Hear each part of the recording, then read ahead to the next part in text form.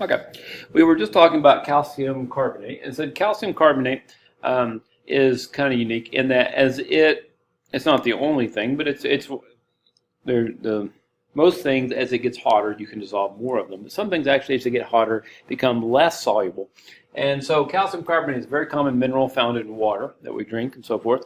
Not harmful. I mean, source of calcium, I guess. If anything, it's all right, but if you heat it up, for example, in a teapot over time, it's going to get hotter. As it gets hotter, less of it can dissolve, and so it tends to precipitate out and settle in the bottom of your teapot. And so after time, you're going to have more and more of the stuff crusted up on the inside. Same thing in the summertime when you have a dog bowl outside with water in it. Okay, two things are going to happen. One, water evaporates. As water evaporates, not as much stuff can become dissolved, and it will settle out. But also, it's going to get warm during the day. And that also encourages calcium carbonate to settle out, and so you get these little deposits in the dog dish, okay, and in your tea kettle and stuff. And that's in hot springs. All the hot springs have little mineral calcium deposits, and that's from these calcium carbonate, because as it gets hotter, it actually becomes less soluble. In general, most things tend to get more soluble, but there are some that get less soluble. Now, the other thing that can happen at high temperatures is that a solution can become what we call supersaturated. All right, supersaturated. So if we have a sugar solution, all right, we have a sugar solution, and we put it in the water. We dissolve as much as we can, okay. But then we put flame on it, okay. We heat it up, flame underneath it. Okay, we heat it up. Well, as it gets hotter, we can dissolve more sugar in it. So we add more sugar to it, and it dissolves, and it dissolves, and it dissolves, okay? But then if we turn off the heat, okay, and it starts to cool down. Well, as it cools down, it finds that it has more sugar dissolved in it than it can hold at that temperature. And so as it cools down, these little pieces of sugar start to turn back to sugar, and they start growing off the sides, and you have crystals. Or if you hang a string down the middle of it, and they hang on and start growing off of that, then you have basically rock candy or sugar candy, which is basically just sugar that has recrystallized from a supersaturated solution. So you have used heat to dissolve more than that amount of water can normally hold, which is what supersaturated means. Then as it cools down, it has more sugar solute than it can hold at that temperature, and it begins to form crystals as it precipitates out of the solution. Okay, and starts growing these crystals.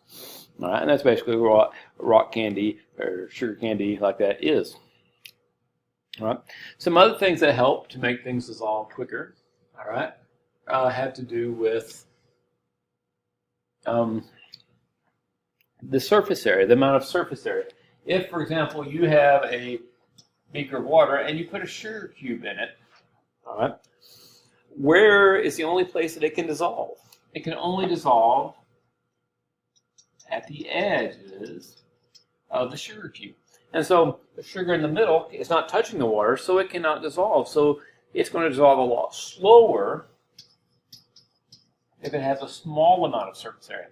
Now, you can take the same amount of sugar, but this time you crunch it up into granules, little granules. All right. Now the water can go in between all these little cracks, and around every little sugar granule it can dissolve. And it's going to dissolve a lot quicker because there's a lot more surface area that's exposed to the solute. Okay? And so as you increase it, the surface area, by crushing it or grinding it, it's going to dissolve faster. Now, it won't necessarily make more dissolve, but it will speed up how fast. If you wanted it to really dissolve fast, you could get powdered sugar, which are very, very, very tiny. I can't know how tiny they are, but very, very tiny. Powdered sugar will dissolve almost as soon as it hits the water. Why? Because it's been crushed into little small pieces, so you have an extremely high amount of surface area. Okay? If you have any kind of tablet, like a bouillon cube versus bouillon paste or something, it's going to be harder to dissolve it because it can only touch the outside surface of that cube. If you have tablets or capsules, solid capsules, I'm not sure capsule, maybe it's in a tube, but yeah, if you have powder inside a capsule versus say a tablet where it's just a solid piece of medicine, that powder, once it dissolves through the gelatin capsule thing holding it together, will dissolve and go into your system a lot quicker. So some medicines will be faster acting because they are actually a powder inside a capsule rather than just a hard tablet, which will take longer to dissolve, perhaps.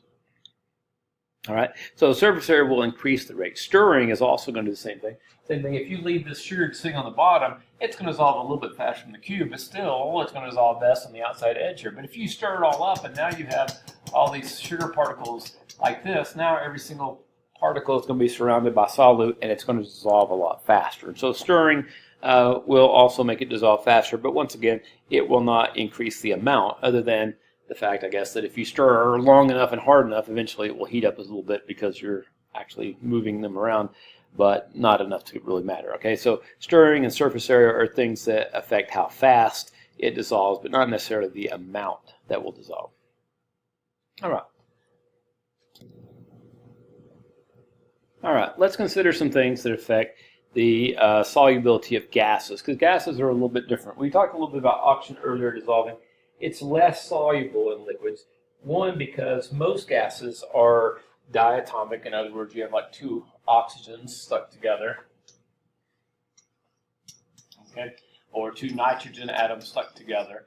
You have other gases like carbon dioxide, which is one oxygen and two carbons stuck onto it, which are a very similar electronegativity. So these are all very non-polar, and they are generally only slightly induced polar, so they don't want to stay in the liquid very well at all. Okay, and so as the molecules move faster and temperature increases, okay, as temperature increases, it gets hotter, the molecules start moving faster. And if these are just barely being held by that induced polar bond, they're not going to hold on very tightly, and they're going to break loose and leave the liquid and bubble out. If you're thinking in terms of a soda, that's probably a good example of a gas dissolved in liquid. As they get warmer, they're going to move around more, and it's more likely that these gases will break loose and leave the liquid. All right, and so since they're less dense, they'll float up to the top and leave. All right. So as the temperature increases, they move faster. So generally, we say it becomes less soluble. Okay, that's the opposite of solids. We said mostly when you dissolve solids, the warmer it gets for most of them, except for calcium carbonate and a few others. But in general, they are going to get more dissolved, or dissolve better. But in gases, since they are barely dissolved anyhow, and the molecules start moving around faster, it's more likely to knock them loose and kick them out. Okay, so that's why we know if you have a warm soda, you leave it out with the lid off, it's going to go flat a lot quicker than one that's in the refrigerator, because the cola molecules, the soda molecules, are moving faster, and they're going to break off the carbon dioxide molecules, and they'll bubble out. All right. Also has to do with the air pressure about it. When you have the lid on, soda bottles and cans and so forth are all packed with a lot of pressure. There is high pressure here. Lots of air molecules putting a lot of pressure on here.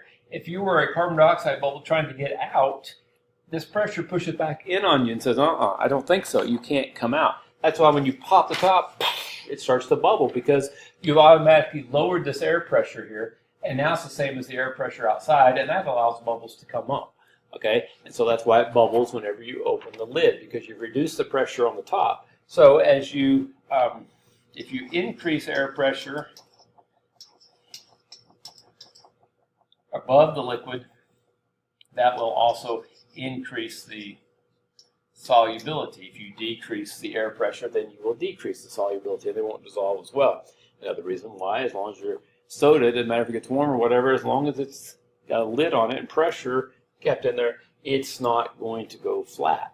Okay, now if the lid's off and you don't have that air pressure, then yes, it will go flat. All right. The other thing is, there are what we call nucleation sites. Nucleation sites are places where carbon dioxide bubbles can collect. Okay, so basically where they collect and get larger. Okay, as the bubbles get larger, if you got a bigger air bubble, it's going to rise faster through the liquid, and it's going to take more force to stop it. So it's very unlikely that the small forces trying to hold it to the water and the soda is going to keep it in there. So it's going to keep going. As they get bigger bubbles, they're more likely to make it to the top. Well, when you put it in your mouth, there's nucleation sites in your mouth where those gases collect to make bubbles, and that's what gives it that nice fizzy taste that carbonated water gives it in the first place, okay? Because we have nucleation sites. If you put Mentos in the soda, same thing. It allows more nucleation, it bubbles faster, and that's why it will make the soda eventually explode and blow up, because there'll be so many carbon dioxide bubbles coming out of solution that it will just shoot on out of it, okay? But anything, it could be sand or salt or sugar and other things, any kind of rough surface on the inside, all these things would increase the nucleation sites, which allow it catches the bubbles and allows them to get bigger, and once they get bigger, they have enough force pushing them up, buoyant force pushing them up, that they're not going to stay in the liquid. All right. And then the last thing is shaking, because shaking, when you shake it right now, if you're seeing this Coke bottle, you only have places where air and the liquid touch right here. And so the only place the carbon dioxide can escape is right here at the top. But as you shake it up, now you've got bubbles of, you would have bubbles of air mixing all throughout with it. And so a lot of that carbon dioxide can come out of solution, okay? And so basically then once you finally pop off the top, it all shoots out at once and it shoots all over everybody, okay? And so shaking it up or increasing the interface, okay, can allow the carbon dioxide to escape from it. Now, the opposite of that would be if you're trying to get something to dissolve into it, more into it.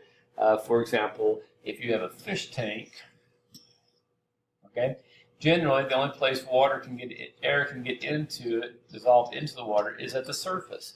And so there's no way you can get water added down here. Oxygen cannot be added to the water because the only place it gets up there. In nature, that's mostly accomplished by waves that fall over and trap water and help keep it aerated. But in a tank, you don't have that, so of course you have to put a little bubbler down here, which sends up all these little air bubbles. Most of those air bubbles just go out the top and do not increase the oxygen level. But as it does that, as it goes up, there are small particles that you can't see of oxygen that dissolve, because each one of those little bubbles is surrounded by water, and it can dissolve some of the oxygen can dissolve into the water as it bubbles up. And so that increases the amount of oxygen level that you have in the water in the tank. And so you're increasing the air-liquid interface, if you will, all right, where they meet. And so you're increasing the number of places where they meet like that. And so it can decrease carbon dioxide because you have high levels of it, so it makes it more likely for it to get out. But it can also be used to increase something that there's not much of. You can increase the amount of the gas in there if you're talking about something that has low levels of gas like oxygen in the water. Okay, so it can actually increase that. The next thing we want to talk about is about how soaps and detergents work. And soap and detergents are usually, grease and dirt and things like that, are usually non-polar, and so they can be very hard to clean off of things with water. Since they will not dissolve with water, and water is polar and they're non-polar, they're not going to dissolve, and so it's very difficult to get them off. So we have come up with soaps, okay, soaps and detergents as ways to do that. We'll talk about that in the next video. How can we use soaps and detergents to interact with these non-polar things that will not react with water and dissolve and come off, and how can we get them to come out? All right, so stay tuned for that.